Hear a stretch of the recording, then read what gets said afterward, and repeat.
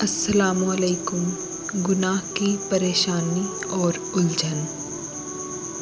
گناہ ہوا ہے اسی لیے پریشان ہو۔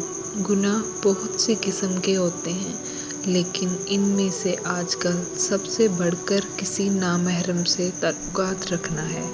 لیکن کبھی کبھار گناہ کرتے کرتے ایک مسلمان ہونے پر ضمیر ملامت ضرور کرتا ہے کہ جو تم کر رہے ہو وہ سراسر غلط ہے، تو اس بات کا شکر ادا کیا کریں کہ گناہ کے بعد آپ کا ضمیر زندہ ہے، جو آپ کو احساس دلاتا ہے۔ اس کا مطلب ہے آپ کا ایمان اسلام پر ابھی بھی ہے۔